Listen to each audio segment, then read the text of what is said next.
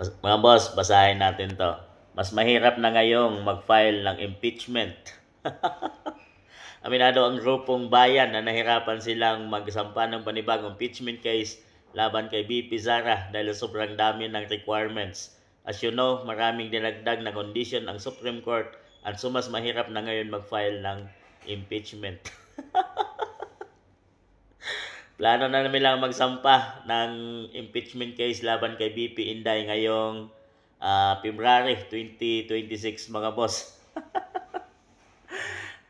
Madaliin nyo na magsampa dahil nalalapit na yung panahon ng 2028. Dahil pagdating ng araw na yon at hindi nyo pa napabagsak at napa-impeach si BP Inday Sara, ay mananagot kayong lahat. Kaya madaliin nyo na, sampahan nyo na ng sampahan habang may panahon pa kayong lahat. Siguro nakahalata na yung Supreme Court mga boss no, napaulit-ulit na lang to. Nakulitan na siguro yung Supreme Court. Kaya dinagdagan nila yung mga requirements kung paano magsampa ng impeachment complaint laban sa Vice President. Dahil paulit-ulit na lang at ganoon pa rin yung kanilang reklamo, 125 million confidential funds na mayroon namang sagot na ang COA. Mayroon ng COA report doon mga boss. Ang kanilang ginagagalit, bakit nagastos ng Vice President in 11 days? Ang kasagutan kasi doon mga boss, December na siya ibinigay at kailangan nilang gamitin at gastusin iyon sa bago matapos ang buwan. So next year kasi is panibago na ang budget mga boss.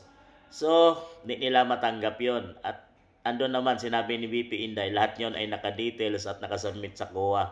Ayun, may COA report na ang lahat pero hindi nila matanggap. Kaya bilisan nyo na, madaliin nyo na, isampan nyo na lahat ng kaso taon-taon hanggang 2028. Dahil sa araw na yon at nakatayo at hindi nyo pa napalubog na pa-impeach VP Inday Sara, lahat kayo mananagot. Kaya ang takot nilang nila mga boss ay tuloy-tuloy na kung ano-ano lang maisip nila isampa sa Vice President. Kaya ang Supreme Court nakulitan na siguro, dinagdagan na yung mga requirements para hindi na ito makaulit mga boss dahil nakakasawa na rin yung kanilang mga reklamo.